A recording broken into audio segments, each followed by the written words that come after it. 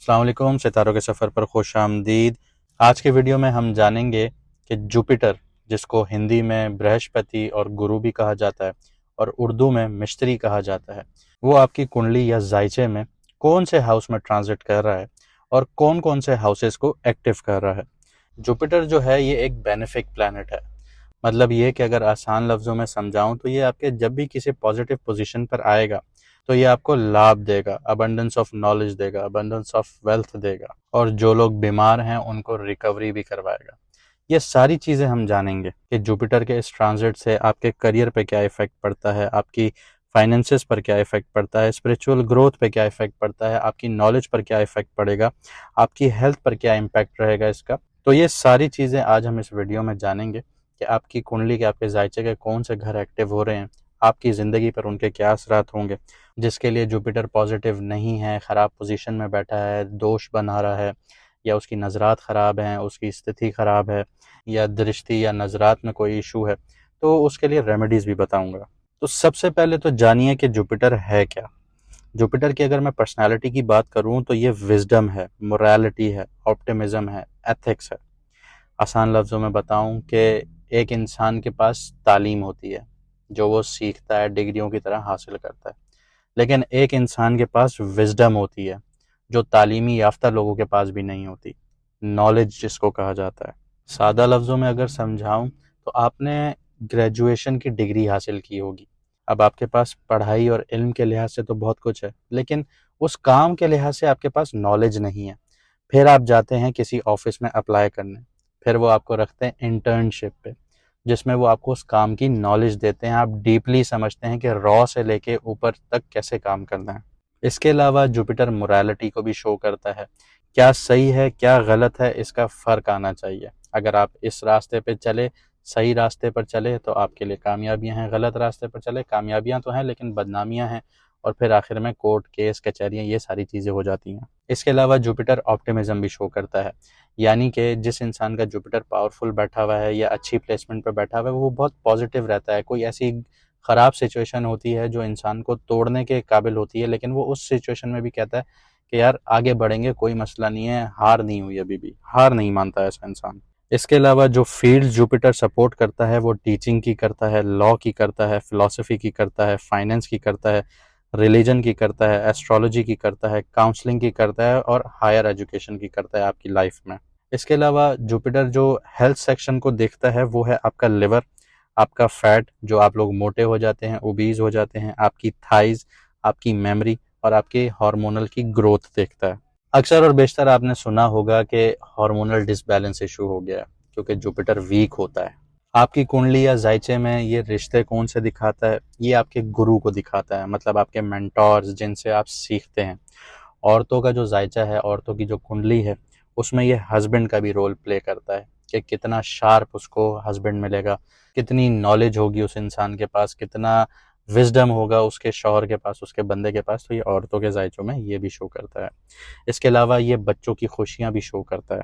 अच्छा, यहाँ पे मैं एक बात ऐड करना चाहूँगा कि काफ़ी कमेंट्स ऐसे आते हैं जिसमें औरतें जो हैं, लेडीज़ जो हैं, वो ये पूछती हैं कि हाउस वाइफ के लिए रीडिंग दीजिए, हाउस वाइफ के लिए हॉरोस्कोप बताइए। तो ये जर्नल हॉरोस्कोप होता है, इसमें हाउस वाइफ इंक्लूडेड होती हैं। अगर मैं कोई स्पेसिफिक बात कर रहा हूँ कि लेडी के जायचे में या कुंडली में जुपिटर जैसे एक शौहर को दिखाता है, तो वो उसका पर्सपेक्टिव है कि वो किस वे में दिखा रहा है। सन भी दिखा रहा है, मार्स भी दिखा रहा है, लेकिन ये किस वे में दिखा रहा है। अगर मार्स आपका ख़राब पोजीशन में है तो आप मांगलिक हो सकते हैं, मांगलिक हुए तो आपकी शादियां लेट हो जाएंगी, अगर आप शादी जल्दी करेंगे तो वो टूट जाएंगी। तो ये सारी चीज़ें बहुत बारीकियों से देखना पड़ता है। अगर आप प्रिडिक्शन देख रहे हैं तो वो एक जर्नल प्रिडिक्शन है। इसके अलावा मैं अगर बात करूं, अगर एसेट्स की बात करूं या प्रॉपर्टीज़ की बात करूं, जुपिटर जो दिखाता है वो आपकी नॉलेज दिखाता है कि ये आपका एसेट है, नॉलेज आपकी, क्योंकि आपका इल्म आपसे कोई छीन नहीं सकता। इसके अलावा कि आप रिलीजियसली कैसे होंगे, एक्टिव होंगे, आप रिलीजियसली ब्लाइंड ट्रस्ट करते होंगे या चीज़ों को रिसर्च करते होंगे, ये सारी चीज़ें जुपिटर दिखाता है। इसके अलावा जिसका जुपिटर अच्छा बैठा होता है उसके पास अनगिनत प्रॉपर्टी होती है, वो प्रॉपर्टी को जमा बहुत अच्छे से करता है। जुपिटर की एक खासियत है कि वो धनी है, मतलब ये कि जो जिसका जुपिटर अच्छा होगा वो डोनेशंस में बहुत ज़्यादा बढ़ चढ़ के हिस्सा लेता है। ऐसे इंसान का ईमान बहुत मजबूत होता है, फेथ बहुत मजबूत होता है। इसके अलावा जुपिटर एक्सपेंशन को भी शो करता है। मतलब ये कि अगर आप एक कमरे में बैठे हुए हैं, वहीं से काम कर रहे हैं, तो वो आपको उसमें मज़ा नहीं आएगा। अगर आपका जुपिटर अच्छा है तो आप कहेंगे यार मैं इन चीज़ों को एक्सपेंड करूं, आगे बढ़ूं, मैं इस कमरे की हद तक क्यों रहूं। अगर आप एक नौकरी कर रहे हैं तो आपको उस नौकरी में मज़ा नहीं आएगा, आप कहेंगे कि यार मैं कहीं अच्छी जगह जाके नौकरी करूं, मैं एक्सपेंड करूं, अपनी ग्रोथ देखूं। तो जुपिटर इन चीज़ों को भी सपोर्ट करता है। इसके अलावा जुपिटर स्पिरिचुअल नॉलेज को शो करता है, डिवाइन ग्रेस को शो करता है, गुड कार्मा को शो करता है। जैसे सैटर्न है वो बैड कार्मा शो करता है, ये गुड कार्मा शो करता है। और प्रॉस्पेरिटी को जुपिटर शो करता है। ये वीडियो थोड़ी लंबी हो जाएगी लेकिन माजरत के साथ, लेकिन आपको समझ बहुत अच्छे से आएगी। चलिए अब आपको बताता हूँ कि ये अगर पॉजिटिव होगा आपकी कुंडली में या आपके जायचे में तो आप कैसे होंगे, और अगर नेगेटिव होगा तो कैसे होंगे। अगर ये पॉजिटिव है तो आप बहुत डीप फिलोसफिकल अंडरस्टैंडिंग रखते होंगे, हायर एजुकेशन आपकी बहुत अच्छी कंप्लीट हो जाएगी, स्पिरिचुअल इंक्लाइनेशन आप लोगों की बहुत ज़्यादा होगी। इसके अलावा अगर प्रोफेशनल सक्सेस की बात करूं तो जिसका जुपिटर अच्छा बैठा होता है उसको टीचिंग के प्रोफेशन में बहुत कामयाबियां मिलती हैं, लॉ के प्रोफेशन में, रिलीजियस रोल्स में। इसके अलावा फाइनेंस में फ्लरिशिंग बहुत अच्छी मिलती है ऐसे लोगों को। रिलेशनशिप्स की बात करूं तो इनकी फैमिली वैल्यूज़ बहुत ज़्यादा स्ट्रांग होती हैं, बच्चे इनके बाखुरदार होते हैं, मतलब बहुत अच्छे कैरेक्टरिस्टिक्स के मालिक होते हैं। इसके अलावा उन लड़कियों की बात या उन औरतों की बात जिनका जुपिटर अच्छा होता है, उनको फैमिली लाइफ, उनकी हस्बैंड की लाइफ या शादीशुदा लाइफ बहुत अच्छी नज़र आती है। ऐसे लोगों के पास पैसा आराम आराम से आता है, यानी उनकी वेल्थ जमा होती जाती है, उनकी दौलत जमा होती जाती है। एक होता है पैसा कमाना कि आपने फौरन रातों रात पैसा कमाया, आप पहाड़ी की चोटी पे पहुंचे। अब आप चोटी पे तो पहुंच गए, अब आगे भी खाई है, पीछे भी खाई है। लेकिन अगर आप स्टेप बाय स्टेप ऊपर चढ़ते हैं तो आपको मज़ा भी आता है, आपके पास वेल्थ भी जमा होती है और आप एकदम से नीचे नहीं गिरते, आप आहिस्ता आहिस्ता ही उतरते हैं अगर आप किसी डाउनफॉल की तरफ जा रहे हैं। ऐसे लोगों को जो पैसा मिलता है या गेन्स होते हैं या फ़ायदा हासिल होता है वो नॉलेज के थ्रू होता है, या अगर उनकी कंसल्टेंसी फर्म्स हैं या अगर वो कंसल्ट करते हैं तो उससे बहुत अच्छा फ़ायदा हासिल होता है, या टीचिंग के शोबे से बहुत अच्छा फ़ायदा हासिल करते हैं। इसके अलावा स्पिरिचुअल ग्रोथ की बात करूं तो ऐसे लोगों के मोराल्स बहुत हाई होते हैं, उनकी रिलीजियस जो पर्सपेक्टिव होते हैं वो बिल्कुल क्लियर होते हैं, रिसर्च होते हैं, वेल नोन होते हैं। इसके अलावा इनको जो इज़्ज़त और शोहरत मिलती है वो एक बहुत अक्लमंद इंसान के तौर पे मिलती है, एक एथिकल इंसान के तौर पे मिलती है और एक जेनरस पर्सन के हिसाब से मिलती है। अब अगर मैं यहाँ पे बिल गेट्स की बात करूँ तो वो जितनी चैरिटी करता है तो दुनिया उसको कहती है कि वो बहुत जेनरस है, तो ये एक अच्छे जुपिटर की निशानी है। इसके अलावा ऐसे लोगों को कम्युनिटी में बहुत रिस्पेक्ट मिलती है। लेकिन अगर यही जुपिटर नेगेटिव है तो ऐसे लोगों की जो जजमेंट है वो बड़ी ख़राब होती है। वो अगर किसी चीज़ का फैसला करते हैं, किसी चीज़ पर राय देते हैं तो वो उनकी मिसगाइडेड होती है। इसके अलावा उनके जो बिलीव्स होते हैं रिलीजन को लेके या किसी भी चीज़ को लेके वो बड़े ख़राब होते हैं, क्योंकि उनकी रिसर्च नहीं होती, उनको प्रॉपर नॉलेज नहीं होती, उनको जिस ट्रक की बत्ती के पीछे लगाएंगे वो उसी के पीछे चल पड़ेंगे। इसके अलावा लैक ऑफ स्पिरिचुअल अंडरस्टैंडिंग रहती है ऐसे लोगों की, दीन धर्म के मामले में उनकी नॉलेज अच्छी नहीं होती। फाइनेंशियल स्ट्रगल्स बहुत ज़्यादा देखने को पड़ते हैं। उसकी वजह यह है कि जुपिटर अच्छा है तो आप पॉजिटिव बहुत ज़्यादा होते हैं, लेकिन ओवर पॉजिटिव हो जाएंगे, ओवर ऑप्टिमिज्म आपको अंदर आएगा तो आपको गलत फैसलों की तरफ ये लीड करेगा जो फाइनेंशियली आपके बैड डिसीजंस की तरफ जाएगा। अगर आप सोचते हैं कि मैं अगर कोई कारोबार करूंगा यहाँ से मुझे बहुत ज़्यादा पैसा आएगा, अच्छे जुपिटर की निशानी होगी कि आप वेल रिसर्च करके फिर आप जाके उस मार्केट में उतरेंगे। लेकिन आपका जुपिटर अगर ख़राब होगा तो आप कहेंगे कि नहीं यार मैं यहाँ पे पैसा लगाऊंगा और मुझे यहाँ से बहुत ज़्यादा फ़ायदा हासिल होगा, लेकिन वो पता चलेगा कि आखिर में नुकसान हो गया। इसके अलावा ऐसे लोग कर्जे में भी बहुत जल्दी आते हैं और नुकसान भी बहुत जल्दी उठाते हैं। हेल्थ इश्यूज़, ऐसे लोगों को मोटापा देखना पड़ता है, लिवर से रिलेटेड प्रॉब्लम्स होते हैं, हार्मोनल इम्बैलेंस रहता है ऐसे लोगों का, और मेटाबॉलिज्म इन लोगों का स्लो रहता है।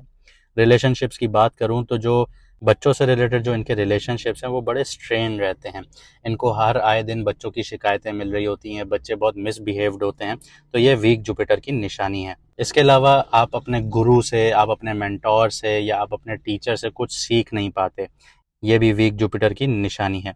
जिसका जुपिटर वीक होगा उसकी शादी भी डिले होगी, खास तौर पे मैं यहाँ पे बात कर रहा हूँ लेडीज़ की। इसके अलावा ऐसे लोगों को करियर के हिसाब से बहुत ज़्यादा ऑब्स्टिकल्स देखनी पड़ती हैं। सबसे पहले तो उनकी जो हायर एजुकेशन है उसमें बहुत ज़्यादा मसले आते हैं, गैप आ जाते हैं, पढ़ाइयों में गैप आ जाते हैं। आप स्टडीज़ करने जाते हैं, आपने कॉलेज लाइफ ख़त्म की, फिर आप यूनिवर्सिटी में एडमिशन लेने के लिए आपको बहुत मुश्किलात होती हैं, आपकी हायर एजुकेशन है उसको हासिल करने में बहुत मुश्किलात होती हैं। टीचिंग में अगर ऐसे लोग हैं तो उनके लिए बहुत मसला होता है, लॉ में होते हैं तो ऐसा बहुत मसला देखते हैं ये लोग। इनकी अगर स्पिरिचुअल अगर ये किसी फील्ड में है तो उधर भी बहुत ज़्यादा इनको इश्यूज़ होते हैं।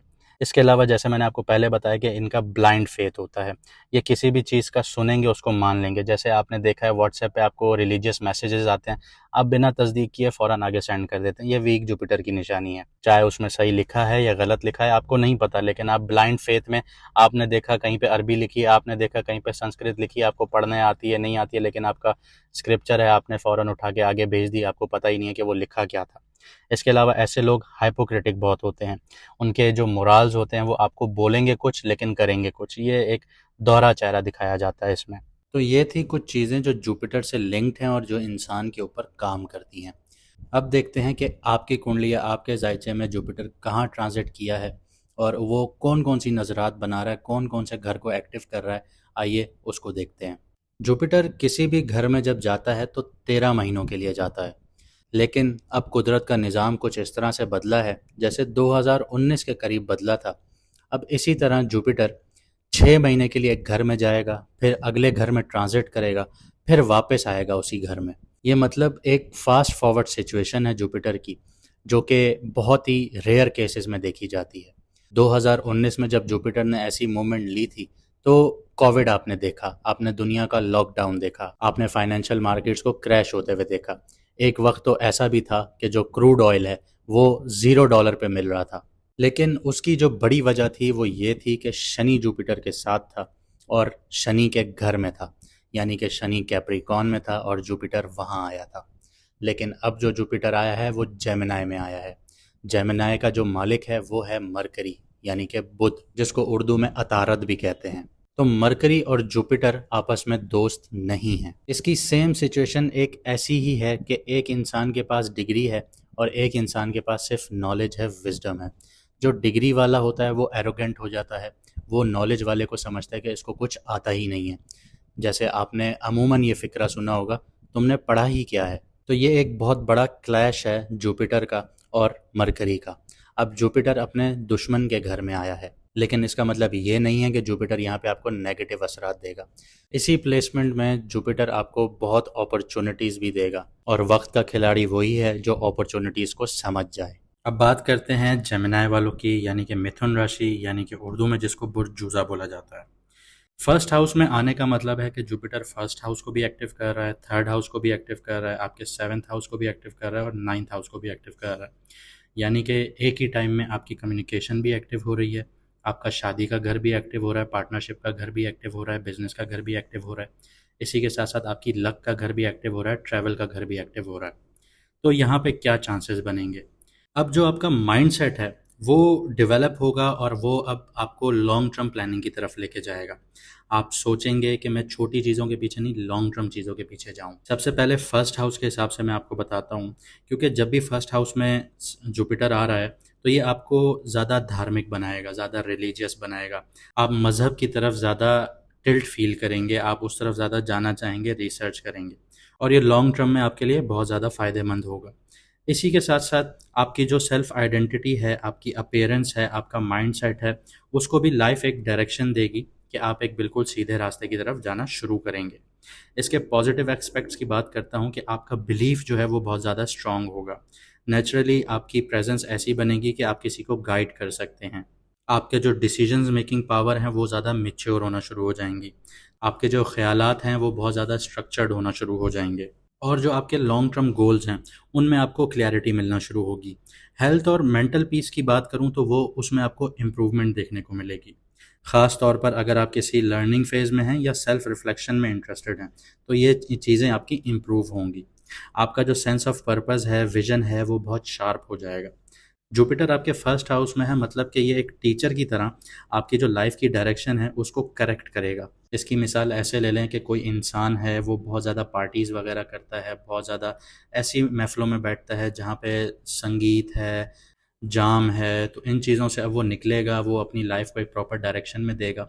वो ये समझेगा कि यार जो मैं चीज़ें कर रहा था इसका आउटकम क्या है, मेरे लिए क्या फ़ायदा है, इसमें कोई फ़ायदा नज़र नहीं आएगा। वो रिलीजियस एक्टिविटीज़ की तरफ ज़्यादा आएगा। वो कहेगा कि मैं डिवाइन पावर के साथ कनेक्ट करूँ, ऊपर वाले के साथ कनेक्ट करूँ जिसने मुझे बनाया है, अल्लाह के साथ कनेक्ट करूँ, जिसका जो मज़हब है वो उसके अकॉर्डिंगली समझे। तो ये चीज़ें आपकी लाइफ में अब तब्दील होना शुरू होंगी। लेकिन यहाँ पे एक नेगेटिव इफ़ेक्ट्स भी आते हैं। नेगेटिव इफ़ेक्ट्स कैसे आते हैं? अगर आपकी जो जन्म कुंडली है, जन्म ज़ायचा है, या जब आप पैदा होते हैं जो ज़ायचा बनता है आपकी डेट ऑफ बर्थ के हिसाब से, उसमें अगर आपका जुपिटर अफ़्लिक्टेड है या किसी दशा में है या कोई ऐसी नज़रात बना रहा है जो आपके लिए फ़ायदेमंद नहीं है, तो इस जगह पे आपका ईगो इन्फ्लेट होना शुरू हो जाएगा। आपके अंदर ईगो बढ़ना शुरू हो जाएगा। पहले से ईगो होगा लेकिन वो बढ़ना शुरू हो जाएगा। लोगों की एडवाइस को आप इग्नोर करने की आदत आपके अंदर डेवलप होना शुरू हो जाएगी। आप कहेंगे जो मैं कह रहा हूँ वही सही है, जो दूसरा कह रहा है वो सही नहीं है, वो किसी खाते में ही नहीं आता। यहाँ पे इसके अलावा आपके अंदर लेज़ीनेस आ जाएगी। आप कहेंगे मेरे पास सब कुछ है, मुझे सब पता है, मैं क्यों सीखूँ? ये एक लेज़ीनेस का एक फ़ॉर्म है। जब भी ऐसी लेज़ीनेस आती है तो ये सबसे गंदी फ़ॉर्म होती है, क्योंकि ये एक एटीट्यूड डेवलप करती है कि मुझे सब कुछ पता है, और ये डेवलपिंग प्रोसेस को रोक देती है। इंसान एक कमरे में है, उसी कमरे तक की हद में ही रह जाता है। इससे आगे नहीं बढ़ सकता, इससे आगे नहीं सोच सकता। तो ये एक नेगेटिव साइड है जो यहाँ पे क्रिएट हो रही है। तो अगर आपके ज़ायचे में या आपकी कुंडली में जब आप पैदा हुए थे, तो जुपिटर अगर नेगेटिव था और आपके अंदर ये टेंडेंसीज़ आ रही हैं, तो इसको अवॉइड करना है आप लोगों ने। अगर आपने इन चीज़ों को अडॉप्ट कर लिया तो ये आपके लिए लॉन्ग टर्म में बहुत ज़्यादा नुकसानदेह साबित होंगी। जुपिटर की जो तीसरी नज़र है वो आपके थर्ड हाउस पर पड़ रही है। थर्ड हाउस आपकी कम्युनिकेशन का घर है, आपके बहादुरी का घर है, करेज का घर है, जिसको कहते हैं बहन भाइयों का घर है। तो यहाँ पे आप देखेंगे कि आपकी कम्युनिकेशन में बेहतरी आ रही है। आप पहले जो हार्श हो रहे थे, उसमें अब बेहतरी आना शुरू होगी।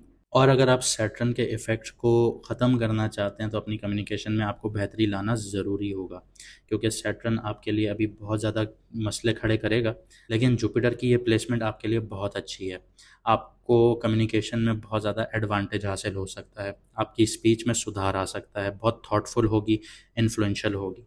इसके साथ-साथ कोई नया स्किल सीखिए, कोई शॉर्ट कोर्सेज़ कीजिए, कोई लैंग्वेज का कोर्स कीजिए। कोर्स क्या ही कहूँ, यूट्यूब पे भरे पड़े हैं कोर्सेज़, आप यूट्यूब पे सीख सकते हैं। ये चीज़ें आपकी पर्सनल ग्रोथ के लिए बहुत ज़्यादा अच्छी हैं, और अगर आपने इस वक़्त में सीखी तो ये लॉन्ग टर्म में आपको बहुत ज़्यादा काम आ सकती हैं। देखें, अच्छा-बुरा वक़्त आता रहता है, बुरा वक़्त ज़्यादा देर होता है, अच्छा वक़्त थोड़ी देर होता है। ये एक ज़िंदगी की तल्ख़ हकीकत है, और अगर बुरे वक़्त में आपके पास ऐसा स्किल हो कि वो कहीं पे भी आप अप्लाई करें और आपको फट से नौकरी मिल जाए, तो ये सबसे बड़ा एडवांटेज होता है। अगर आपके पास 3-4 लैंग्वेजेज़ आपको आती हैं, जैसे इंग्लिश हो गई, स्पेनिश हो गई, आपकी फ्रेंच हो गई, इटालियन हो गई, तो फिर आप सिर्फ़ सोचिए कि जब आपकी सीवी किसी इंटरनेशनल कंपनी में जाएगी तो वो ऑब्वियसली सी बात है, सबसे पहले आपको तरजीह देंगे कि यार he knows the native language. तो ऑब्वियसली सी बात है, आपको वहाँ पे पिक कर लिया जाएगा। तो ये एक बहुत बड़ा प्लस पॉइंट होता है, और ये टाइम है आपके लिए अच्छा कि आप अगर ये सीखते हैं, लैंग्वेजेस सीखते हैं या पाइथन कोड सीखते हैं, अगर आप आईटी से रिलेटेड हैं या आप किसी फील्ड से भी रिलेटेड हैं, उसमें ग्रूम करते हैं, तो ये आपके लिए बहुत ज़्यादा फ़ायदेमंद साबित होगा, क्योंकि जुपिटर आपके थर्ड हाउस को देख रहा है। तो कम्युनिकेशन से बेस्ड आपका लॉ है, आपकी राइटिंग है, जर्नलिज्म है, तो ऐसी बेशतर कई ऐसी फील्ड्स हैं जिसमें राइटिंग और कम्युनिकेशन का काम है, तो वहाँ पे आपको एक्सेल करने का अभी मौका मिल रहा है। इसके अलावा आपके जो बहन-भाई हैं, सिबलिंग्स हैं, उनसे आपका रिश्ता मज़बूत होगा। जो पहले रिश्तों में तनाव था वो ख़त्म होगा। आपके अंदर एक बहादुरी आएगी। आप वो बातें, वो कन्वर्सेशन करने में हिचकिचाएँगे नहीं जिनमें आप पहले हिचकिचाहट का शिकार थे। इसके अलावा आपका 7th हाउस एक्टिव हो रहा है, जो शादी का घर है, जो पार्टनरशिप का घर है, जो बिज़नेस दिखाता है। तो शादी के बहुत सारे मौके बनेंगे, आप लोगों को बहुत सारे एडवांटेज मिलेंगे, रिश्ते आएँगे नए-नए। लेकिन यहाँ पे एक छोटा-सा कैच है।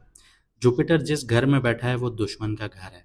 यहाँ पे वो अनकंफर्टेबल फ़ील कर रहा है। तो अगर आपकी रिश्ते की बात चल रही है या अब रिश्ता आप करने जा रहे हैं, तो पहले अच्छी तरह छानबीन ज़रूर कीजिएगा। अगर आपने छानबीन नहीं की, आँखें बंद करके रिश्ता किया, तो वही लोग आपकी आँखें खोलेंगे। इसके अलावा जो लोग पार्टनरशिप्स में हैं, बिज़नेसेस में हैं, उनके लिए बहुत अच्छा मौका है। नई डील्स आएँगी, ग्रो करने का टाइम है, एक्सपेंशन का टाइम है। लेकिन छानबीन आपने भी ज़रूर करनी है, कॉन्ट्रैक्ट्स को पढ़ के साइन करना है, डील्स को 3 दफ़ा 4 दफ़ा पढ़िएगा, समझिएगा, जो उसके लीगल रिक्वायरमेंट्स हैं उनको देखिएगा, तब जाके कोई फ़ैसला लीजिएगा। इसके अलावा आपका 9th हाउस एक्टिव है, तो आपको किस्मत भी साथ दे रही है, किस्मत भी आपको आगे लेके जा रही है, तो आपके लिए हर तरह से अभी पॉजिटिविटी है। लेकिन बात वही है कि जुपिटर पहले घर में है, लेकिन पहला घर उसका मरकरी मालिक है।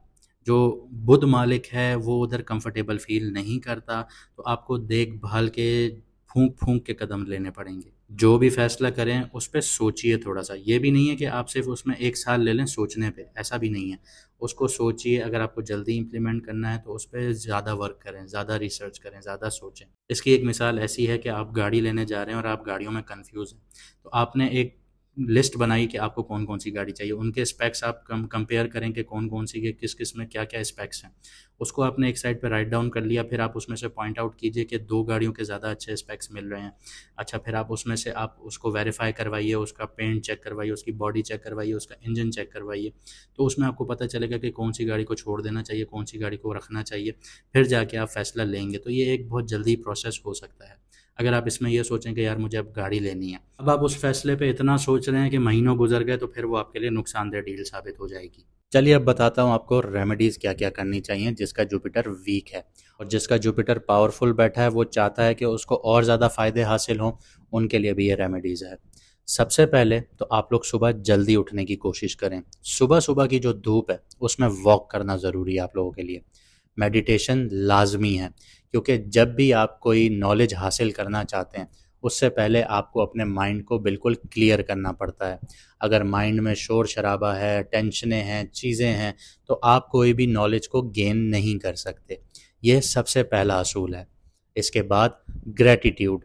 अब ग्रेटिट्यूड क्या चीज़ है? ग्रेटिट्यूड ये चीज़ है कि जैसे मैंने आज कुछ सीखा, मैंने कुछ भी सीखा, या मेरे पास वो चीज़ है जो दूसरों के पास नहीं है, या मुझे ऊपर वाले ने ऐसा नवाजा है कि जो किसी को नहीं नवाजा, या मेरे को नहीं भी नवाजा लेकिन फिर भी मैं शुक्र कर रहा हूँ। शुक्रगुजारी करना ये ग्रेटिट्यूड है। इसको रोज़ सुबह लिखें। बैठें, जब आपने मेडिटेशन कर लिया, मॉर्निंग वॉक कर ली, तो 5 मिनट के लिए बैठें और उस चीज़ को लिखें कि आपने आज क्या सीखा। आपने आपके पास क्या ऐसी चीज़ है जिसका आप शुक्रगुजारी कर रहे हैं। शुक्रगुजारी करने के लिए तो ये भी बहुत है कि ऊपर वाला आपको सांस लेने की इजाज़त दे रहा है। अगर वो इजाज़त ना दे तो आप सांस नहीं ले सकते, आप हाथ नहीं हिला सकते, आप आंखें नहीं बंद कर सकते। तो ये बहुत बड़ी शुक्रगुजारियाँ हैं। जब आप शुक्रगुजारियाँ करेंगे तो आपके पास और ज़्यादा चीज़ें आना शुरू होंगी। इसके अलावा अगर आपका जुपिटर वीक है या पावरफुल है और आप उसका ज़्यादा फ़ायदा हासिल करना चाहते हैं, तो किसी को गाइड कीजिए, किसी को सिखाइए। अगर आप अपनी ज़िंदगी में कोई भटका हुआ है उसको सिखा रहे हैं कि ये रास्ता सही नहीं है, ये रास्ता सही है, ये भी जुपिटर की रेमेडी है। और अगर किसी के पास पढ़ने के वसाइल नहीं है और वो पढ़ना चाहता है तो उसको पढ़ाइए, चाहे उसकी फ़ीस भरिए, चाहे उसको खुद बैठ के पढ़ाइए। ये भी जुपिटर की रेमेडी में आता है। इसके अलावा एक और बहुत इंपॉर्टेंट चीज़ बताता हूँ। जो एरोगेंस है ना, जो एक अकड़ है, एक ईगो है कि मेरे पास सब कुछ है नॉलेज में, मुझे सब कुछ आता है, इस चीज़ को साइड कर दीजिए। देखिए, जिसके पास नॉलेज होती है ना वो झुका हुआ इंसान होता है। इसकी मिसाल ऐसे कि जैसे एक दरख्त फल देता है, तो जो दरख्त फल देता है वो झुका हुआ होता है, और जो फल नहीं देता वो सीधा सीधा ऊपर जा रहा होता है। इस फ़र्क को पहचानिए। नॉलेज का जो समंदर है वो, उसमें कोई भी इंसान ऐसा नहीं है कि उसको पूरी नॉलेज आती हो। ठीक है, इसकी एक बड़ी मिसाल ऐसी है कि आप कुरान पाक पढ़ते हैं, आप मुझे ये बताइए कि आप कितना कुरान पाक समझ कर पढ़ते हैं।